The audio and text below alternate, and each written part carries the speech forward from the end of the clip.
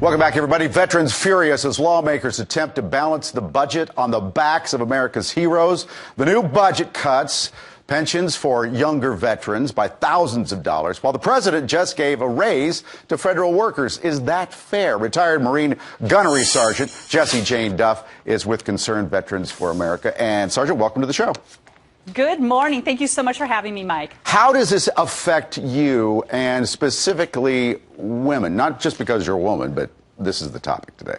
Well, you know, I am a retired Marine. I did serve 20 years on active duty. And to see that they're going to cut retirement benefits for the average E7, which is the rank I was when I retired, that's going to be $3,600 a year, $20,000 that are going to come out of their check. They're going to end up losing $80,000 before they're 62 years old. An officer retiring at 42 years old is going to lose on average $124,000. And, you know, when you sit back and think about the sacrifice we made for Paul Ryan to say we are working adults, let's think about this. We get off of active duty. Many of us are broke, without a job, and we have difficulties in our first 10 years getting off of active duty to even be equal to our civilian counterparts. So this is an outrageous attitude that they have towards us. You mentioned Representative Paul Ryan there. He says that it costs a lot to fund a military person, just one, like $40,000, or 40% increase in about 11 years. What do you say to that? It costs a lot.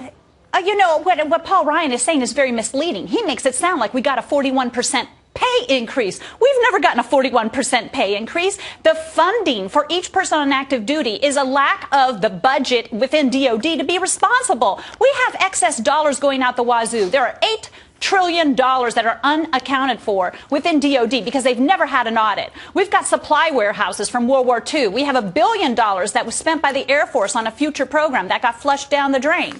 We have money going out the ears, so they're going to sacrifice it out of the pay raise on our active duty military that is not even going to be equal to the rate of inflation. Meanwhile, these families have been deployed 3 and 4 times over to Afghanistan and Iraq. We have 450,000 Iraq-Afghanistan veterans that are going to retire. And you're going to say, Paul Ryan, that we have an extremely generous benefit? That's an outrageous statement when you're talking about people's sacrifice. Look into the waste at the DOD. Well, what does this say, though, to America? And I think one of the problems, Sergeant, is that not enough of us served in the military. We can't relate. And not enough people in Congress served in the military.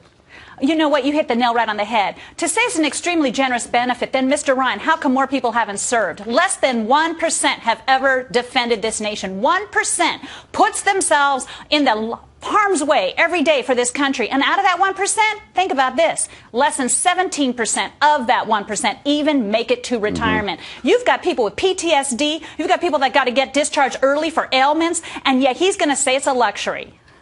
Sergeant, I love your passion. Thank you for being up early with us today.